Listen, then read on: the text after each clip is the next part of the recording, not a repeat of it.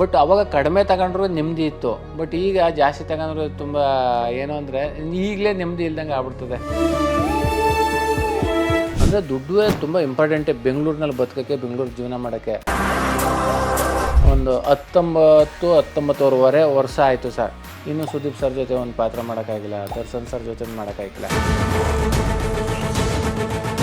ಅರ್ಧ ಓಪನ್ ಆಗಿರ್ತದೆ, ಆಚೆ ಬಂದುಬಿಡ್ತೀನಿ, ಆಚೆ ಬಂದು ಹೋಗ್ಬೋಣ ಅಂತ.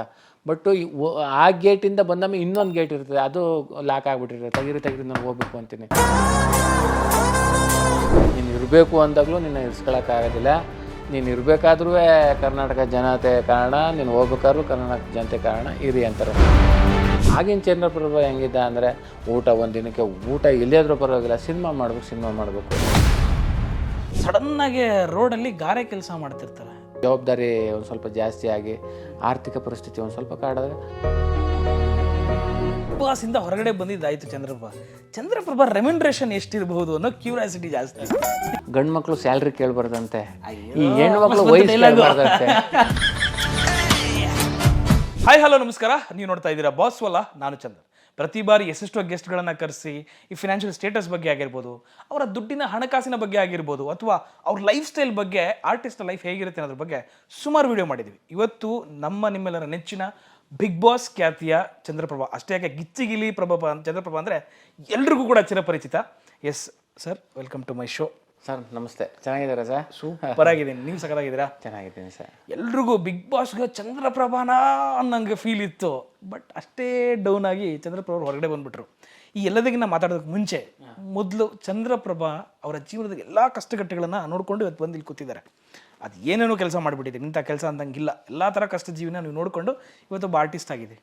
ಚಂದ್ರಪ್ರಭಾ ನೆನ್ಪು ಮಾಡ್ಕೊಳ್ಳಿ. ಚಂದ್ರಪ್ರಭಾ ಫಸ್ಟ್ ನಿಮ್ಮ ಲೈಫ್ನ ಆ ಒಂದು ಕಷ್ಟಪಟ್ಟು, ಅಥವಾ ಅದು ಒಂದು ಯಾವ ಕೆಲಸ ಮಾಡೋದು ಅದು ಇಷ್ಟಪಟ್ಟೆ ನೀವು ಮಾಡ್ತೀರಿ, ಅದು ನೀವು ಎಂಥ ಕೆಲಸ ಕೊಟ್ಟರು ಅದನ್ನು ಇಷ್ಟಪಟ್ಟೆ ಮಾಡ್ತೀರಿ.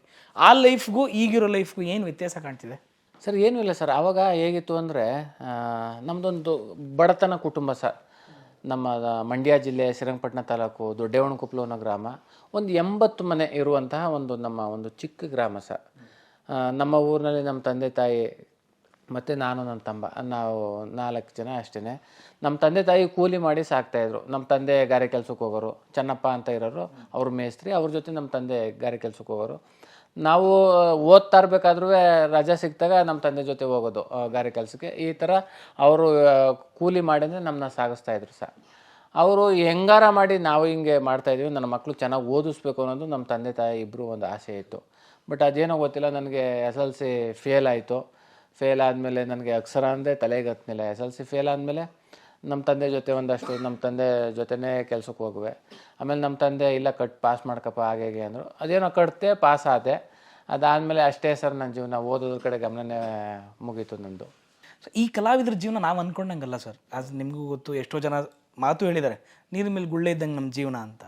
ಚಂದ್ರಪ್ರಭಾ ಅವ್ರು ನೆನಪಿದೆಯಾ, ನಿಮ್ಮ ಫಸ್ಟ್ ಸಂಬಳಕ್ಕೂ ಇವತ್ತು ನಿಮ್ಮ ದುಡಿಮೆಗೂ ಇರುವ ವ್ಯತ್ಯಾಸ ಕಲ್ತ್ಕೊಂಡಿದ್ದೀರಾ ನೀವು? ಅಂದರೆ ಕೆಲವ್ರು ಅಂತಾರೆ, ನಂದು 600 ರೂಪಾಯಿ ಸಂಬಳ ಇತ್ತು, ಇವತ್ತು 60,000 ತಗೊಂಡ್ರು ನೆಮ್ಮದಿ ಬರಲ್ಲ ಅಂತ ಕೆಲವ್ರು ಅಂತಾರೆ. ಬಟ್ ಚಂದ್ರಪ್ರಭಾ ಲೈಫಲ್ಲಿ ಫಸ್ಟ್ ಸಂಬಳ ಎಷ್ಟು, ಇವತ್ತು ಎಷ್ಟು ಸಂಬಳದವರೆಗೂ ನೋಡಿದ್ದಾರೆ ಚಂದ್ರಪ್ರಭರು ಅಂತ? ಸರ್ ಈಗ ಫಸ್ಟು ನಾವು ಏನು ಮಾಡ್ತಾಯಿದ್ವಿ ಅಂದರೆ, ನಮ್ಮ ತಂದೆ ಜೊತೆ ಹೋಗ್ತಿದ್ದಾಗ ಎಷ್ಟು ಅಂದರೆ ಒಂದು ದಿನಕ್ಕೆ 80 ರೂಪಾಯಿ ಏನೋ ಸಿಗ್ತಾಯಿತ್ತು. 80 ರೂಪಾಯಿ ಸಿಗೋದು ಸರ್. ಬಟ್ ಅವಾಗಿನ ಆ ಒಂದು ರೈಟ್ಗೆ 80 ರೂಪಾಯಿನೂ ದೊಡ್ಡ ಅಮೌಂಟೇ ಆಗಿತ್ತು ಸರ್. ಬಟ್ ಅದು ನಾವು ಚಿಕ್ಕ ಅಮೌಂಟ್ ತಗೊಂಡ್ರೂ ಏನು ಅಂತ ಅನ್ನಿಸ್ತಿರ್ಲಿಲ್ಲ, ಕರೆಕ್ಟಾಗಿತ್ತು. ಇಷ್ಟು ರೂಪಾಯಿಗೆ ತರಕಾರಿ, ಬಾಡಿಗೆ ಗಿಡಿಗೆ ಈ ಥರದ್ದು ಏನಿಲ್ಲ, ಸಂಸಾರ ಚೆನ್ನಾಗಿತ್ತು ಸರ್. ಬಟ್ ಅವಾಗ ಕಡಿಮೆ ತಗೊಂಡ್ರೂ ನೆಮ್ಮದಿ ಇತ್ತು. ಬಟ್ ಈಗ ಜಾಸ್ತಿ ತಗೊಂಡ್ರು ತುಂಬ ಏನು ಅಂದರೆ ಈಗಲೇ ನೆಮ್ಮದಿ ಇಲ್ದಂಗೆ ಆಗ್ಬಿಡ್ತದೆ. ಯಾಕೆಂದರೆ ಬೆಂಗಳೂರು ಈಗ ನೋಡಿ ಸರ್, ಆವಾಗ ಈಗ ಬಾಡಿಗೆನೇ ಮನೆಗೆ ಹೆಚ್ಚು ಕಡಿಮೆಗೆ ನಾವು ಒಂದು ಚಿಕ್ಕ ಮನೆ ಮಾಡ್ಕೊಂಡಿದ್ದೀವಿ, 15,000 ರೂಪಾಯಿ ಮನೆ ಬಾಡಿಗೆ ಐತೆ. ಈ ಕರೆಂಟು ವಾಟ್ರು ಅಂದರೆ ಅದೊಂದು 2,000 ರೂಪಾಯಿ ಅಂದರೆ 15, 16, 17,000 ರೂಪಾಯಿ. ಅಲ್ಲಿ ಊರಿನಲ್ಲಿ ಸರ್ ಈಗ ಹೊಂಟೋಗ್ಬಿಟ್ರು ಬರೀ 10,000 ರೂಪಾಯಿ ಸಿಕ್ಬಿಟ್ರೆ ನೆಮ್ಮದಿ ಜೀವನ ಮಾಡ್ಬಿಡ್ಬೋದು. ಯಾಕಂದರೆ ಬಾಡಿಗೆ ಗಿಡಿಗೆ ಏನೂ ಕಟ್ಟಂಗಿಲ್ಲ. ಕೆಲವು ರಾಗಿ ಗೀಗಿ ಎಲ್ಲ ಜಮೀನಲ್ಲಿ ಇರೋ ಅಂಥದ್ದು ಮನೇಲೇ ಇರ್ತದೆ. ಒಂದು 10,000 ಸಿಕ್ಕಿದ್ರೂ ಆರಾಮಾಗಿ ಜೀವನ ಮಾಡ್ಬೋದು ಸರ್. ಬಟ್ಟು ಈಗಿನಕ್ಕಿಂತ ಅವಾಗಲೇ ನೆಮ್ಮದಿ ಇತ್ತು ಅಂತ ಅನಿಸ್ಬಿಡ್ತದೆ. ಈ ಟೈಮಲ್ಲಿ ನಾನು ದುಡ್ಡಿರಬೇಕಿತ್ತು, ಈ ಟೈಮಲ್ಲಿ ನಾನು ದುಡಿಬೇಕಿತ್ತು, ನನ್ನ ಹೆಂಡತಿ ಏನೋ ಕೇಳೋದು ಅಥವಾ ನಮ್ಮ ತಂದೆ ತಾಯಿ ಏನೋ ಕೇಳಿದ್ರು ಅನ್ನೋದು ಎಷ್ಟೋ ಸಲ ನೋವು ಕಾಡಿರುತ್ತೆ. ನಾವು ಎಷ್ಟೇ ದುಡಿತಿದ್ರು ಕೂಡ ಒಂದು ಟೈಮ್ ಕೈಯಲ್ಲಿ ನಿಲ್ಲ ಅನ್ನೋದು ನಾವು ನೋಡಿರ್ತೀವಿ, ಏನೂ ಇಲ್ಲ ಅನ್ನೋದು ಜೀವನನೂ ನಾವು ನೋಡಿರ್ತೀವಿ. ಆ ಥರ ನೆನಪಿದೆ ಚಂದ್ರಪ್ರಭಾ, ಯಾವುದೊಂದು ಫೇಸ್ ಮಾಡಿದೆ ಆ ಥರ ನೀವು ಅದನ್ನು? ಇಲ್ಲ ಸರ್, ಯಾಕೆಂದರೆ ಒಂದು ಸಲ ಲಾಕ್ಡೌನು ಅಂತ ಆದಾಗ ಎಷ್ಟೋ ಸಲ ದುಡ್ಡಿನ ಸಮಸ್ಯೆ ತುಂಬ ಕಾಡ್ಬಿಟ್ಟೈತೆ. ಯಾಕೆಂದರೆ ನಾವಿಲ್ಲಿಗೆ ಬೆಂಗಳೂರಿಗೆ ಬರ್ತೀವಿ, ಏನೋ ಮಾಡಬೇಕು, ಈ ಬಣ್ಣದ ಬದುಕಲ್ಲಿ ಏನೋ ಮಾಡಬೇಕು ಅನ್ಕೊಂಡು ಬರ್ತೀವಿ ಸರ್, ಇಡೀ ಊರನ್ನ ಖಾಲಿ ಮಾಡ್ಕೊಂಡು. ಇದು 1 ತಿಂಗಳು 2 ತಿಂಗಳು ಈ ಥರದ್ದು ಏನೋ ಆಗ್ಬಿಟ್ರೆ ಹೆಂಗೋ ಅಥವಾ ಏನೋ ಮಾಡ್ಕೊಂಡು ಸಾಗಿಸ್ಬಿಡ್ಬೋದಾಯಿತು. ಯಾಕೆಂದರೆ 2 ವರ್ಷ 3 ವರ್ಷ ಈ ಲಾಕ್ಡೌನ್ ಅನ್ನೋದು ಅದರಲ್ಲಿ ಎಲ್ರಿಗೂ ಸಮಸ್ಯೆ ಆಗೈತೆ ಲಾಕ್ಡೌನಿಂದ. ಆದರೂ ಕಲಾವಿದ್ರಿಗಂತೂ ಒಂದು ದೊಡ್ಡ ಸಮಸ್ಯೆನೇ ಸರ್. ಯಾಕೆಂದರೆ ಆ ಟೈಮ್ನಲ್ಲಂತೂ ತುಂಬ ಕಷ್ಟ ಅನುಭವಿಸಿದ್ವಿ. ಒಂದೊಂದು ರೂಪಾಯು ಎಷ್ಟು ಇಂಪಾರ್ಟೆಂಟು. ಯಾಕೆಂದರೆ ನಾವು 1 ತಿಂಗಳು 2 ತಿಂಗಳು ಆಗ್ಬಿಟ್ರೆ ಸರ್ ಬಾಡಿಗೆ ಆಮೇಲೆ ಕೊಡ್ತೀವಿ ಅಂತ ಅನ್ಬೋದು ಮನೆಯವ್ರಿಗೆ. ವರ್ಷಾನುಗಟ್ಟಲೆ ಆಮೇಲೆ ಕೊಡ್ತೀವಿ ಇಮೇಲೆ ಕೊಡ್ತೀವಿ ಅಂತ ಹೇಳೋಕ್ಕೆ ಆಗೋದಿಲ್ಲ. ಇಲ್ಲ ನಮ್ಮದು ಏನೋ ತುಂಬ ಕಮಿಟ್ಮೆಂಟ್ ಇದೆ, ಖಾಲಿ ಮಾಡ್ರಪ್ಪ ಅನ್ನೋ ಥರ ಆಗ್ಬಿಡ್ತದೆ. ಆ ಟೈಮ್ನಲ್ಲಿ ತುಂಬ ಕಷ್ಟ ಅನುಭವಿಸ್ಬಿಟ್ಟಿದ್ದೀವಿ ಸರ್. ಅದು ಹೇಳೋಕ್ಕೆ ವರ್ಣನೆ ಸಹ ಮಾಡೋಕ್ಕಾಗೋದಿಲ್ಲ. ಬಟ್ ಅವಾಗಂತೂ ತುಂಬ ಕಷ್ಟ ಅಂತ ಅನಿಸ್ಬಿಟ್ಟೈತೆ. ಎಷ್ಟು ಕಷ್ಟ ಇದೆಯಪ್ಪ ಕಲಾವಿದನಾಗಿ ನನ್ನ ಬದುಕು ನಿಭಾಯಿಸೋದು ಅಂತ. ನೆನಪಿದೆ ಚಂದ್ರಪ್ರಭಾ, ಇಷ್ಟೆಲ್ಲ ಆರ್ಟಿಸ್ಟ್ ಆಗಿದ್ದೀರಿ, ಜನ ಗುರುತಿಸ್ತಾರೆ, ಜನ ಮಾತಾಡಿಸ್ತಾರೆ, ಚಂದ್ರಪ್ರಭಾ ಬಿಗ್ ಬಾಸ್ ಚಂದ್ರಪ್ರಭಾ ಅಂತೆಲ್ಲ ಗುರುತಿಸೋದೆಲ್ಲನೂ ನಾವು ನೋಡಿರ್ತೀವಿ. ಬಟ್ ನನಗೆ ಆ ದುಡ್ಡು ಇದ್ದಿದ್ರೆ ನಾನು ತಗೋಬೇಕಾಗಿತ್ತು ಸರ್, ಇವತ್ತು ತೊಗೊಂಡಿಲ್ಲ. ನಾನು ಒಂದಿನ ನಾನು ತಗೋತೀನಿ ಅನ್ನೋ ಏನೋ ಗುರಿ ಇಟ್ಕೊಂಡಿದ್ರೆ ಏನು ಚಂದ್ರಪ್ರಭಾ ನಿಮ್ಮದು? ಇಲ್ಲ ಸರ್, ಆ ಥರ ಏನೂ ಅಂದ್ಕೊಂಡಿಲ್ಲ. ಈ ಥರ ತಗೋಬೇಕು, ಈಗ ಬದುಕಬೇಕು ಅಂತ. ಯಾಕೆಂದರೆ ಇಲ್ಲಿ ಬಂದಾದಮೇಲೆ ಪ್ರತಿ ಕ್ಷಣವೂ ಏನು ಅನಿಸ್ತೈತೆ ಅಂದರೆ ಸಿನಿಮಾ ಮಾಡಬೇಕು ಅಂತಲೇ ಅನಿಸ್ತೈತೆ. ಎಷ್ಟೋ ಜನ ಈಗ ಶಿವಣ್ಣ ಸರ್ ಜೊತೆ ಯಾವ್ದಾರು ಒಂದು ಪಾತ್ರ ಸಿಕ್ಕರು ಸಾಕಲ್ಲಪ್ಪ, ಸುದೀಪ್ ಸರ್ ಜೊತೆ ಸಿಕ್ಕರು ಸಾಕಲ್ಲಪ್ಪ, ದರ್ಶನ್ ಸರ್ ಜೊತೆ ಸಿಕ್ಕರು ಸಾಕಲ್ಲಪ್ಪ, ಹಂಗೆ ಎಲ್ಲ ಹಿರಿಯ ಕಲಾವಿದ್ರ ಜೊತೆ ಸಿನಿಮಾ ಮಾಡೋ ಸಿಕ್ಕರು ಸಾಕಲ್ಲಪ್ಪ ಅಂತ ಅನ್ನಿಸ್ತಾ ಇರ್ತದೆ.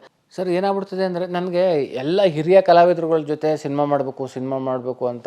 ಈಗ ನಾನೇ ಅಂತಲ್ಲ, ನನ್ನಂಥ ಎಷ್ಟೋ ಹೊಸ ಕಲಾವಿದರುಗಳಿಗೆ ಹಂಗೆ ಅನ್ನಿಸ್ತಾ ಇರ್ತದೆ. ಯಾವ್ದಾರು ಒಂದು ಸಣ್ಣ ಪಾತ್ರ ಸಿಕ್ಕರು ಸಾಕನೆ ನಮ್ಮ ಜೀವನ ಸಾರ್ಥಕ ಅನ್ನೋ ಥರದಲ್ಲಿ ಇರ್ತದೆ.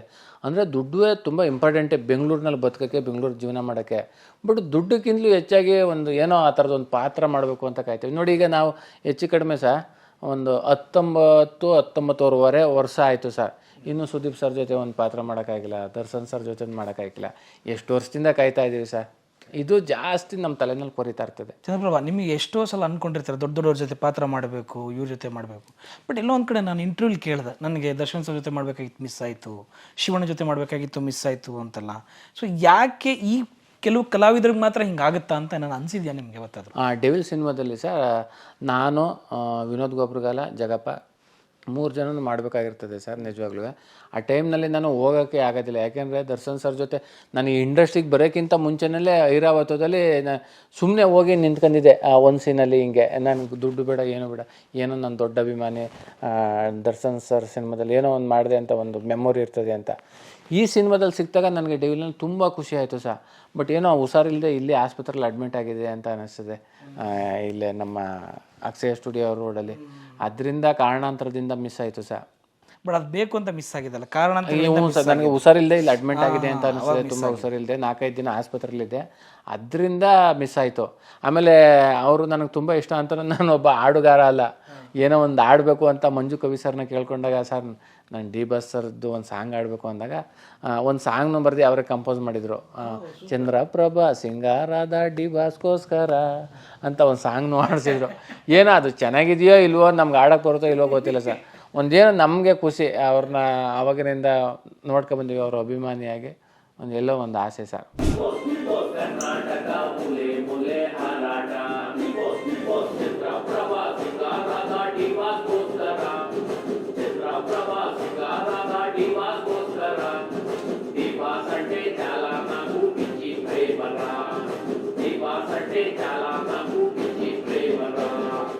ಜನಪ್ರಭಾ, ಬಿಗ್ ಬಾಸ್ ಅಂದಿದ ತಕ್ಷಣ ಎಲ್ರಿಗೂ ನನಗೆ ಒಂದು ಚಾನ್ಸ್ ಸಿಕ್ಕಿದ್ರೆ ಸಾಕು, ಒಳಗಡೆ ಹೋಗ್ಬಿಡ್ತೀನಿ, ಚಿಂದಿ ಮಾಡಿಬಿಡ್ತೀನಿ ಒಳಗಡೆ. ನಂಗೆ ಸಿಕ್ಕಿದ್ರೆ ಸಾಕು ಅಂತ ಕಾಲದಲ್ಲಿ ಚಂದ್ರಪ್ರಭಾ 44 ದಿನ ಇದ್ದರು, ಖುಷಿಯಾಗಿ ಎಂಜಾಯ್ ಮಾಡಿದ್ರು. ಎಲ್ಲ ಥರ ಆಟಗಳನ್ನು ಆಡಿದ್ರು ಒಳಗಡೆ, ಎಲ್ಲ ಥರ ಆಟಗಳನ್ನು ಆಡಿದ್ರು ಒಳಗಡೆ. ಗಿಲ್ಲಿಗೆ ಉರ್ಸೋದಿಂದ ಹಿಡಿದು ಪ್ರತಿಯೊಬ್ಬರಿಗೂ ಬೇಜಾರಾಗೋ ಲೆವೆಲ್ಗೆ ಆಟ ಆಡಿದ್ದು ಉಂಟು. ಈಗ ಚಂದ್ರಪ್ರಭಾ, ನೀವು ಹೇಳಬೇಕು, ಯಾಕೆ ಬಿಗ್ ಬಾಸ್ ಸಾಕು ಅನ್ನಿಸ್ತು? ಯಾರು ಬಿಗ್ ಬಾಸ್ ಸಾಕು ಅಂತ ಹೇಳಿದ್ವಿ ಈ ಹಿಸ್ಟ್ರಿಲೆಲ್ಲ 12 ಸೀಸನಲ್ಲಿ. ಬಟ್ ಚಂದ್ರಪ್ರಭಾ ಈ ಲೆವೆಲ್ಗೆ ಓಡಿ ಆಚೆ ಬರೋದು ಅಂದರೆ ಅದು ನಿಜವಲ್ಲೂ ಎಲ್ರಿಗೂ ಶಾಕ್ ಆಯಿತು.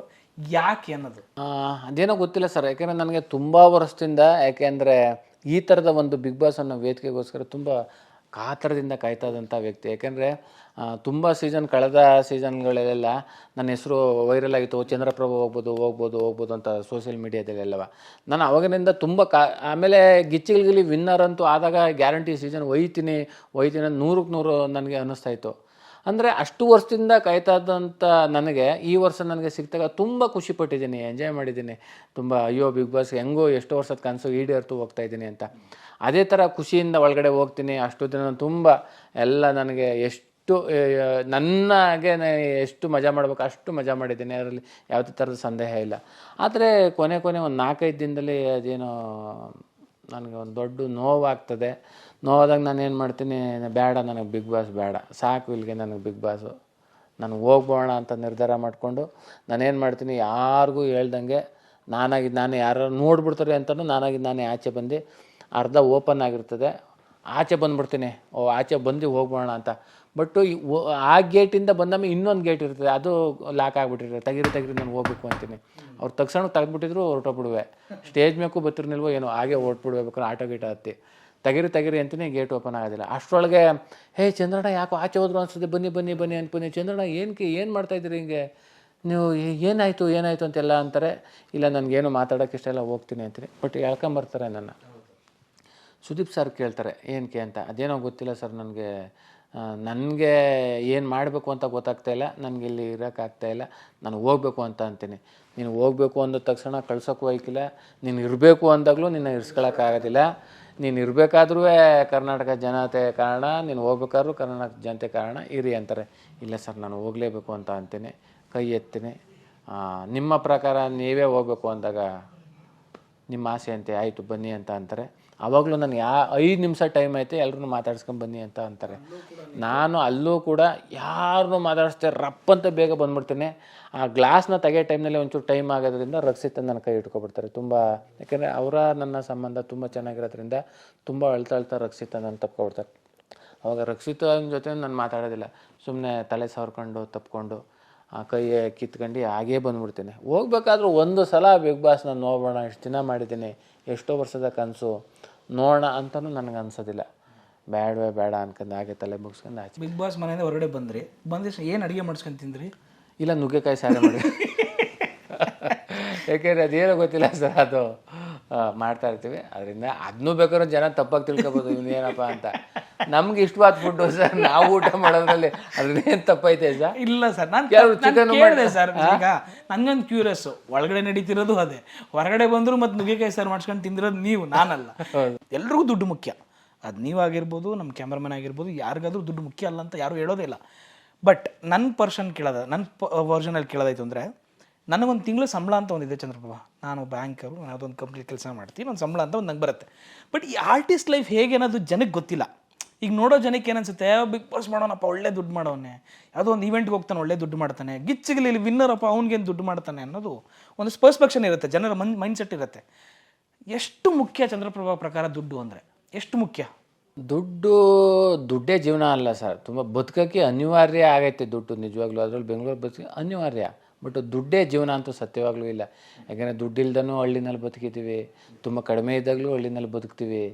ಅದರಿಂದ ಅದೇ ಜೀವನ ಅಲ್ಲ. ಬಟ್ ನಾವು ಹಳ್ಳಿಯಿಂದ ಇಲ್ಲೂ ಬಂದಿದ್ದೀವಿ ಅಂದರೆ ದುಡ್ಡು ಸಂಪಾದನೆ ಮಾಡೋಕ್ಕಂತೂ ಅಲ್ವೇ ಅಲ್ಲ, ಸತ್ಯವಾಗ್ಲೂ ಏನು ಬಂದಿಲ್ಲ, ಏನೋ ಗೊತ್ತಿಲ್ಲ. ಅವಾಗಿಂದನೂ ಒಂದು ಬಣ್ಣದ ಲೋಕ ಅದು ನಮಗೆ ತುಂಬ ಇಷ್ಟ ಆಗಿ ಸಿನಿಮಾ ಹಸ್ಕೊಂಡಿದ್ರು.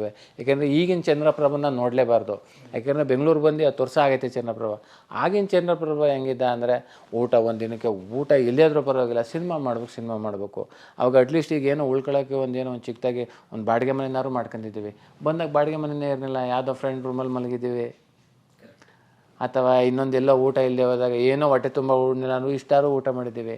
ಅಂದರೆ ಊಟ ಇದೆಲ್ಲ ಬೇಕು ಮನುಷ್ಯನಿಗೆ, ದಿನನಿತ್ಯ ಬದುಕೋಕ್ಕೆ ದುಡ್ಡು ಊಟ ಇದೆಲ್ಲ ಬೇಕು. ಆದರೆ ನಾವಿಲ್ಲಿ ಬಂದಿತ್ತು ಹೊಟ್ಟೆ ತುಂಬ ಊಟ ಮಾಡೋಕ್ಕಂತೂ ಅಲ್ಲ ಬೆಂಗಳೂರಿಗೆ ಬಂದಿರೋದು, ಅಥವಾ ಏನೋ ಚೆನ್ನಾಗಿರೋ ಬಟ್ಟೆ ಹಾಕೊಳ್ಳೋಕ್ಕಂತೂ ಅಲ್ಲ, ಚೆನ್ನಾಗಿರೋ ಒಂದು ಕಾರ್ ತಗೊಳ್ಳೋಕ್ಕಂತೂ ಅಲ್ವೇ ಅಲ್ಲ. ಅದು ಬೇಕು ಮನುಷ್ಯನಿಗೆ.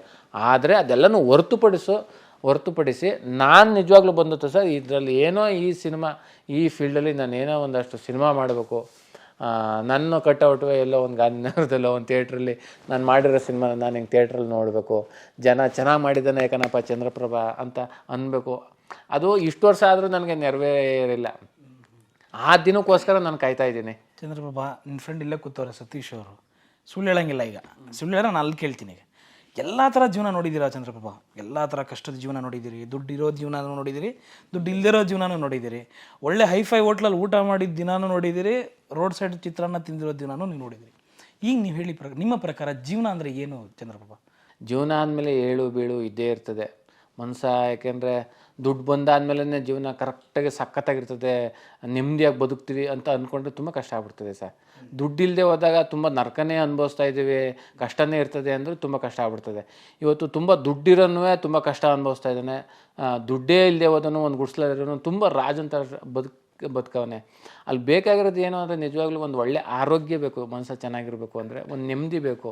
ಈಗ ನಮ್ಮ ಜೊತೆ ತಂದೆ ತಾಯಿ ಜೊತೆ ಇದ್ದೀವಿ ಅಂದರೆ ತಂದೆ ತಾಯಿಗೆ ಒಳ್ಳೆ ಮಗನಾಗಿರಬೇಕು, ಒಳ್ಳೆ ಹೆಂಡ್ತಿಗೆ ಒಬ್ಬ ಗಂಡ ಆಗಿರಬೇಕು. ಇಲ್ಲಾಂದರೆ ಈಗ ತಂದೆ ತಾಯಿ ಜೊತೆ ಎಷ್ಟೋ ಜನ ಕಿತ್ತಾಡ್ಕೊಂಡು ಇದು ಮಾಡಿದ್ರು, ತಂದೆ ತಾಯಿ ನೋಡ್ಕೊಂಡು ನಾನು ನೆಮ್ಮದಿ ಹಾಳಾಗ್ತದೆ. ಮದುವೆ ಆದಮೇಲೆ ಗಂಡ ಹೆಂಡ್ತಿ ಚೆನ್ನಾಗಿಲ್ಲ ಅಂದರೆ ಆ ಜೀವನ ಯಾಕೂಟೋಗ್ಬಿಡ್ತದೆ, ನೆಮ್ಮದಿ ಹಾಳಾಗ್ಬಿಡ್ತದೆ, ಮಾಡೋ ಕೆಲಸ ಕಡೆ ಗಮನ ಇರೋದಿಲ್ಲ.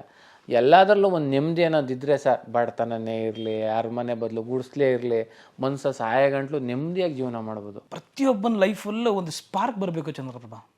ಸ್ಪಾರ್ಕ್ ಈಸ್ ನಥಿಂಗ್ ಬಟ್ ಈ ಚುಚ್ಚು ಮಾತುಗಳೇ ನಾವು ಸ್ಪಾರ್ಕ್ ಅಂತ ಕರಿತೀವಿ. ನೀವೊಂದು ದೀಪ ಇದ್ದಂಗಿತ್ತು ಅಂದರೆ ಎಲ್ಲರೂ ಕಡ್ಡಿ ಗಿರಿ ಹಚ್ಚಿ ಒಂದು ದಿನ ಅದು ಸ್ಪಾರ್ಕ್ ಆಗುತ್ತೆ. ಆ ಥರ ಆಗಿದ್ದು ಚಂದ್ರಪ್ರಭಾ. ಎಲ್ಲ ಅವಮಾನಗಳನ್ನು ನೋಡಿದ್ದೀರಿ.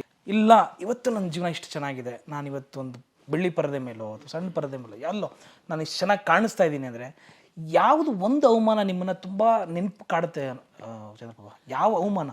ನಾನು ಮೈಸೂರಿನಲ್ಲಿ ಸರ್, ನಾನು ಇರಬೇಕಾದ್ರೆ ಮೈಸೂರಿನಲ್ಲಿ ಆವಾಗಲೇ ಒಂದಷ್ಟು ಎಲ್ಲ ಕಷ್ಟ ಎಲ್ಲ ಥರ ಅನುಭವಿಸ್ಬಿಟ್ಟಿದೆ.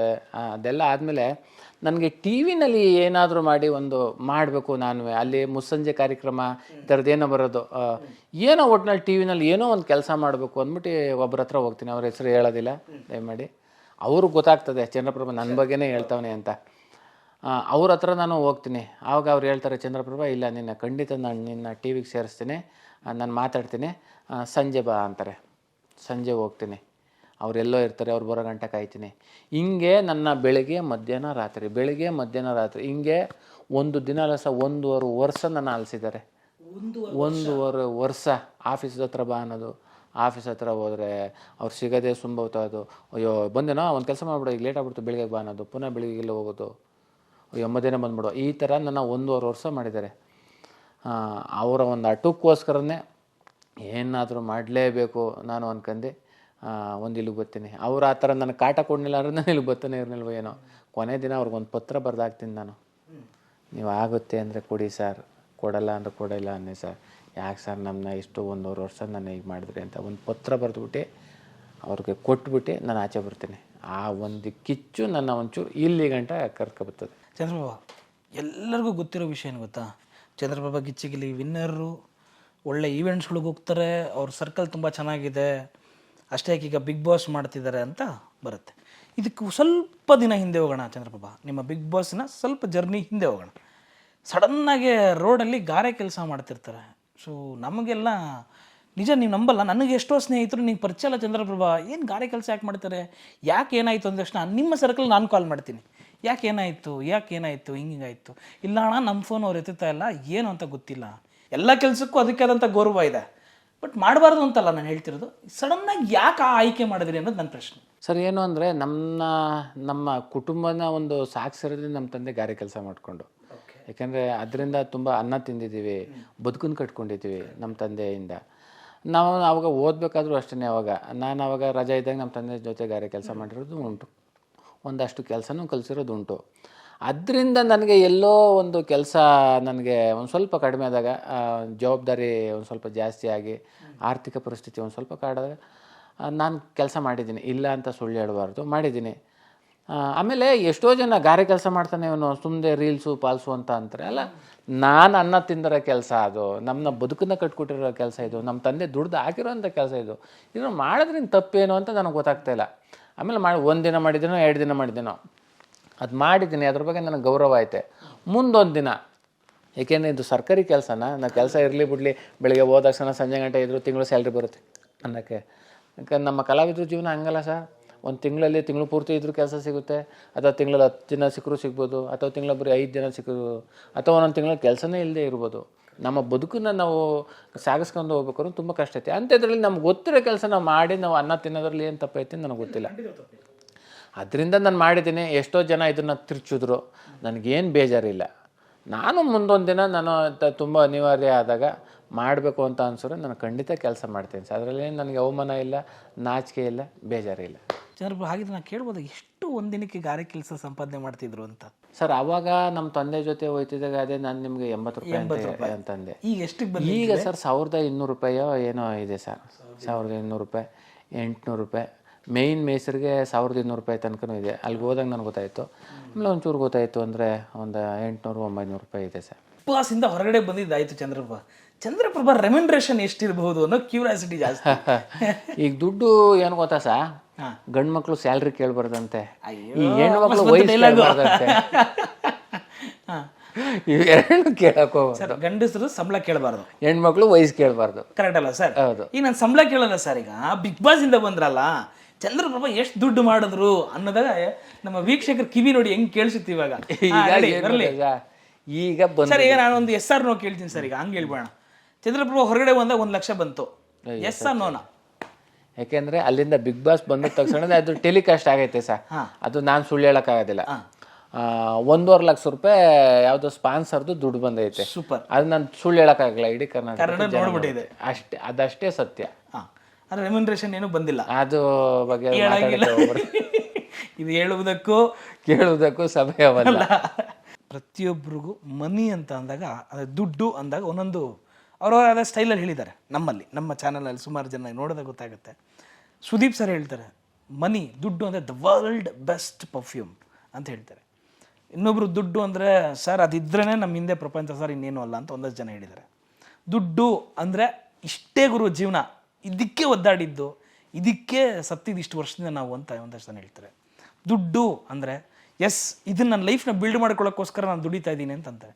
ಚಂದ್ರಪ್ರಭಾ, ದುಡ್ಡು ಅಂದರೆ ಏನು ಸರ್? ಈಗ ನನಗೆ ಮದ ಬಂದಿರೋದು, ನನಗೆ ಸಿನಿಮಾ ಅನ್ನೋ ಒಂದು ಮದ ಬಿಟ್ರೆ ಸರ್ ಸತ್ಯವಾಗ್ಲೇನು. ಯಾಕೆಂದರೆ ನಾವು ಅಲ್ಲಿ ಮೈಸೂರಿನಲ್ಲೂ ಆದರೂ ಅಷ್ಟೇ, ಊರು ಬಿಟ್ಟು ಮೈಸೂರಿಗೆ ಹೋದೆ, ಏನೋ ಸಿನಿಮಾ ಅನ್ಕೊಂಡು ಮೈಸೂರಿಂದ ಇಲ್ಲಿಗೆ ಬಂದೆ, ಎಲ್ಲೆಲ್ಲೋ ಅಲ್ಲಿ ಇಲ್ಲಿ ಒದ್ದಾಡ್ಕೊಂಡು ಇಲ್ಲಿ ಗಂಟ ಏನೋ ಇದ್ದೀನಿ ಅಂದರೆ ಸಿನಿಮಾಕ್ಕೋಸ್ಕರ ಸರ್, ಸತ್ಯವಾಗ್ಲೂ. ದುಡ್ಡುಗೋಸ್ಕರ ಅಲ್ಲ. ದುಡ್ಡುಗೋಸ್ಕರ ಅನ್ನೋದಾಗಿದ್ರೆ ಸರ್ ಇಲ್ಲಿ ಗಂಟ ಕರ್ಕೊಬತ್ತಿರ್ಲಿಲ್ಲ. ಅಲ್ಲೇ ಯಾವುದೋ ಆಲ್ರೆಡಿ ದುಡ್ಡುಗೋಸ್ಕರ, ಹೊಟ್ಟೆಪಾಟ್ಗೋಸ್ಕರ, ಅನ್ನಕ್ಕೋಸ್ಕರ, ಬಟ್ಟೆಗೋಸ್ಕರ, ಸಂಸಾರ ಸಾಗೋಸ್ಕರ ಅಲ್ಲೇ ಬೇಕಾದಷ್ಟು ಕೆಲಸ ಇದೆ ಸರ್. ಇಲ್ಲಿಗೆ ಬರಬೇಕು ಅಂಥದ್ದು ಏನೂ ಇಲ್ಲ. ಅಲ್ಲಿ ಯಾವುದೋ ಒಂದು ಯಾವ ಕೆಲಸ ಮಾಡೋದು ದುಡ್ಡು ಸಿಗ್ತದೆ. ಆದರೆ ಸಿನಿಮಾ ಅಲ್ಲಿ ನಮ್ಮೂರಲ್ಲಿ ಸಿಗೋದಿಲ್ಲ, ಸಿನಿಮಾ ಡೈರೆಕ್ಟ್ರು ನಮ್ಮೂರಲ್ಲಿ ಸಿಗೋದಿಲ್ಲ, ಸಿನಿಮಾ ಜಗತ್ತು ನಮ್ಮೂರಲ್ಲಿ ಸಿಗೋದಿಲ್ಲ. ಸಿನಿಮಾ ಅಂದ ತಕ್ಷಣ ಎಲ್ಲ ಸಿಗೋದು ಬೆಂಗಳೂರಿನಲ್ಲಿ. ಆ ಸಿನಿಮಾ ಒಂದು ಜಗತ್ತನ್ನ ಹುಡಿಕೊಂಡು ನಾನು ಬಂದಿರೋದೇ ಸಿನಿಮಾ ಜಗತ್ತಿಗೋಸ್ಕರ. ದುಡ್ಡು ಅನಿವಾರ್ಯ ಐತೆ ನಿಜ, ಆದರೆ ದುಡ್ಡೇ ಬೇಡ, ಸಿನಿಮಾನೇ ಬೇಕು ಅನ್ನೋದು ತಪ್ಪಾಗ್ತದೆ. ಆದರೆ ಫಸ್ಟು ಸಿನಿಮಾ, ಸೆಕೆಂಡು ದುಡ್ಡು. Thank you so much. ಇಷ್ಟೊತ್ತು ನಿಮ್ಮ ಟೈಮ್ ಕೊಟ್ಟಿದ್ದಕ್ಕೆ, ಪಾಪ ಊಟ ಮಾಡಿಲ್ಲ. ಥ್ಯಾಂಕ್ ಯು ಸೋ ಮಚ್ ನಿಮ್ಮ ಟೈಮ್ ಕೊಟ್ಟಿದ್ದಕ್ಕೆ. ಎಸ್ ವೀಕ್ಷಕರೇ, ನೋಡಿದ್ರಲ್ಲ ಯಾವ ರೀತಿಯಾಗಿ ಚಂದ್ರಪ್ರಭಾ ಬಿಗ್ ಬಾಸ್ನ ಹೊರಗಡೆ ಬಂದಿದ್ಯಾಕೆ, ಅವ್ರ ಫಿನಾನ್ಷಿಯಲ್ ಸ್ಟೇಟಸ್ ಯಾವ ಥರ. ನಮಗೆಲ್ಲಾದರೂ ಒಂಥರ ಸಂಬಳ ಇರುತ್ತೆ ರೀ, ಏನೋ ಒಂದು ಜೀವನ ಮಾಡ್ತಿರ್ತೀವಿ, ಬಟ್ ಆರ್ಟಿಸ್ಟ್ನ ಜೀವನ ಯಾವ ರೀತಿ ಇರುತ್ತೆ, ಅವರ ಕಷ್ಟಗಳೇನು, ಅವ್ರು ಯಾಕೆ ಗಾರೆ ಕೆಲಸ ಮಾಡಿದ್ರು, ಯಾವ ಕೆಲಸನೂ ತಪ್ಪಲ್ಲ ರೀ, ನ್ಯಾಯವಾಗಿ ದುಡಿಮೆ ಮಾಡಿದ್ರೆ ಯಾವ ಕೆಲಸ ಆದ್ರೇನು ಅನ್ನೋದನ್ನ ನೀಟಾಗಿ ಸ್ಪಷ್ಟವಾಗಿ ಹೇಳಿದ್ದಾರೆ ಚಂದ್ರಪ್ರಭಾ. ನೋಡ್ತಾ ಇರಿ, ಮತ್ತಷ್ಟು ಸೆಲೆಬ್ರಿಟಿನ ಕರ್ಕೊಂಬಂದು ಅವ್ರ ಬಗ್ಗೆ ಒಂದಷ್ಟು ಫಿನಾನ್ಷಿಯಲ್ ಕಾಂಟೆಂಟ್ ಬಗ್ಗೆ ಮಾತಾಡ್ತಾನೆ. ದಿಸ್ ಇಸ್ ಚಂದನ್ ಬಾಸ್ ವಾಲ ಸೈನಿಂಗ್ ಆಫ್. ಬಾಯ್.